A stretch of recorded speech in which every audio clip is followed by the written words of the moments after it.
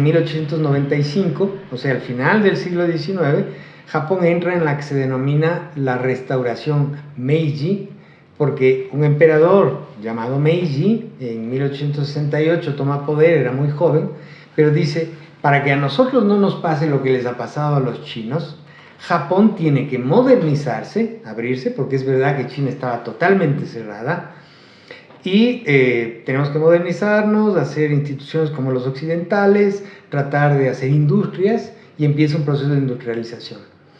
Pero dice además, necesitamos nosotros convertirnos en colonizadores, para que no nos vengan a colonizar, porque además, al final del siglo XIX, ya le habían puesto un par de acuerdos comerciales imponiendo las normas a países occidentales.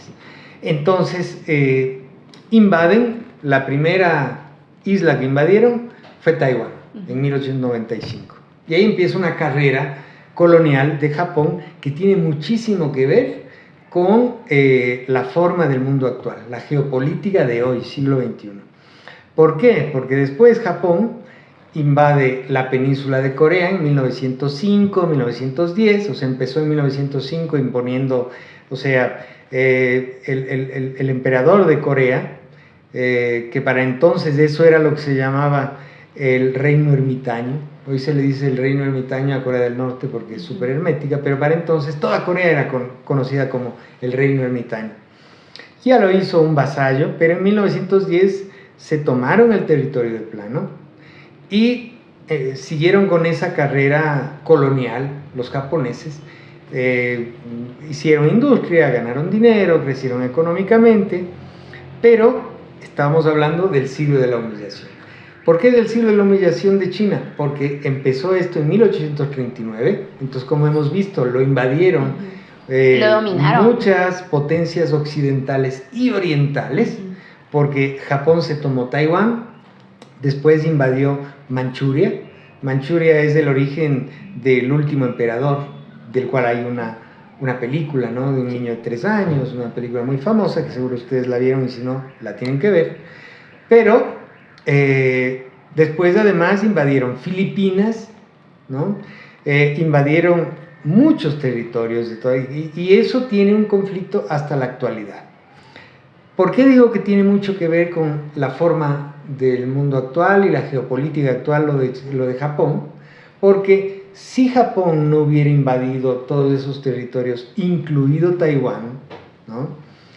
Incluida Corea, en este momento quizá no habría una disputa de Taiwán, un reclamo de Taiwán por parte de China, que se supone que son dos países, los taiwaneses dicen somos un país independiente. Corea no estaría dividida en dos, porque no habrían tenido que desalojar a Japón al final de la Segunda Guerra Mundial, que toda esta historia, toda esta aventura colonial de Japón terminó en una forma muy humillante para ellos, con 2 bombas atómicas, Hiroshima y Nagasaki. Y entonces, para quitarles a los japoneses de la península coreana, entran las 2 potencias hegemónicas de entonces, la Unión Soviética al norte, Estados Unidos al sur, y se crean 2 Coreas, que es lo que tenemos hasta la actualidad, con un conflicto permanente geopolítico ahí, que es uno de los más importantes del mundo, más importante en verdad de lo que puede resultar la guerra de Ucrania. Y lo mismo, lo de Taiwán, no hubiera pasado si es que no invadían Taiwán, que se convirtió en una colonia japonesa. Ellos ya tenían prohibido hablar mandarín o cualquier otro idioma de origen chino o local, porque además en Taiwán, como hoy en Ecuador y en muchos países latinoamericanos, ahí había muchos pueblos indígenas que tenían su propio idioma. Taiwán tiene una historia fascinante. Pero fíjense, además de 1895 a 1949 pasaron un montón de cosas, porque en 1895, cuando invade Japón Taiwán, eso era reino de China, o sea, era un imperio, el imperio chino, había un emperador. En 1911, que ya era Taiwán colonia de Japón, se vuelve República China, pero Taiwán era de Japón. Después empieza la guerra civil, ¿no? Y cuando gana la guerra civil Mao y el Partido Comunista y se toma poco a poco el país, bueno, es una larga historia, fascinante también, enorme, impresionante, pero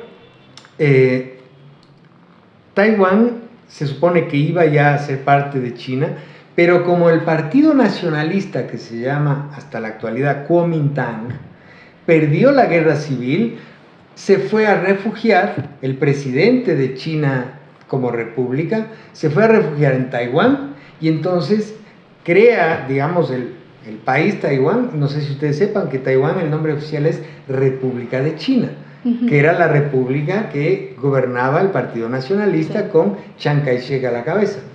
Y entonces empieza el conflicto ese.